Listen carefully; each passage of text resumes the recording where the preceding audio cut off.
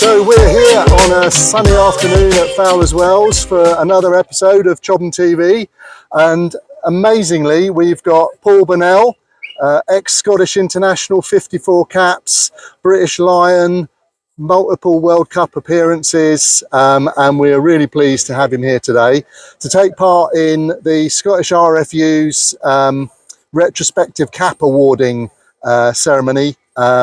And we thought we would just take the opportunity to pick his brains, get his thoughts on how the game's gone today as far as he's concerned, and what Chobham need to do in the second half to turn things around.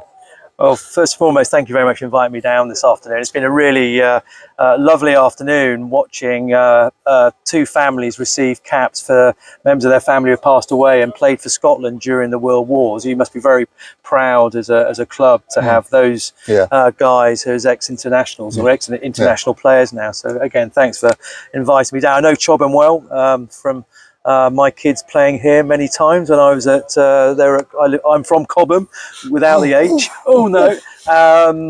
But I've been here many times watching mini rugby and junior rugby. But it's been a really good game, actually. It's been a really exciting first half. I thought Chobham's forwards had the upper hand in the scrum, a few missed line outs, but overall I thought your forwards played particularly well.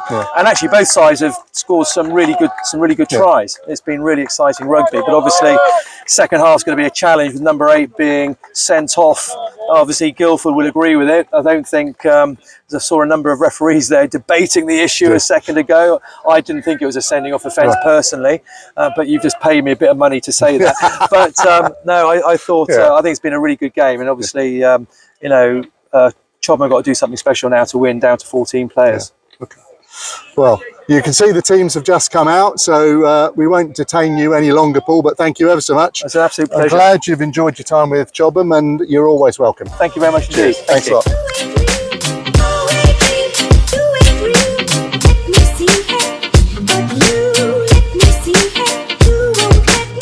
Good afternoon.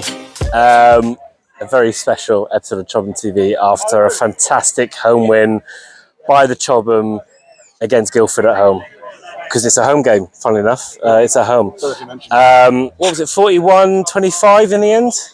41-25. One man down for half the game, basically the second half. But the 14 men of Chobham rallied and if anything, got better into the second half. Robert Kennard, coming to you first. Dare I ask, how are you feeling right now? Listen, I said to the guys at the end, I'm incredibly proud, but I'm genuinely proud. That was a very difficult scenario to come from, going down to 14 with about 10 minutes to go in the first half, and then coming in at half time behind on the scoreboard. What was really nice was the conversations inside. There was no screaming, no shouting, no blaming, no finger pointing. It was all really positive chat about what we're going to do and how we're going to affect the game. In the second half, where we really did control things, and they got a score or so in terms of turnovers and on mistakes, and they were dangerous in the wide channels. Really? And fair play to Guildford in that respect. But our set piece and control and domination in the scrums, and this man's got a lot, did a lot of that work today. And also, for me, a very special individual performance from Noah Williamson at 10. He controlled the game. He put people through holes, line break, tackles. I know we spoke about him last week. For a 17-year-old kid, he's got a very bright future in the game. Yeah, although if any club's higher than our level looking, Noah's awful and you don't want him. He's very average. I couldn't agree more. Guildford didn't let up, and they kept coming at us. They're very strong, dangerous in the wide. They're 14-15, some quick, powerful runners, but we just seemed to handle them, and we controlled the game, even with 14 men so well. And coming to you now, Gus, I think a lot of that comes from what the pack did, and the pack has always been a strength of our senior team after the last 4 or 5 years. But today it really emphasised it, because you guys really controlled the game, didn't you? Yeah, I think set piece was really good today. Line outs occasionally can be our Achilles heel, but I thought our D line out was really good, put a lot of pressure on theirs. And then our attacking line out ball was very good. Scrum was really good. CLB, Lou said they stepped up to the mark this season since coming in, which was great. And then being able to bring on a player like Mako at half time really does help. It's just a powerhouse to go on against some tired legs, right? No, I thought scrum was excellent. Could have got a bit more joy, but I think that every week. Really? I've never heard you say that. Right? Yeah. But it's no, I thought up front we were good.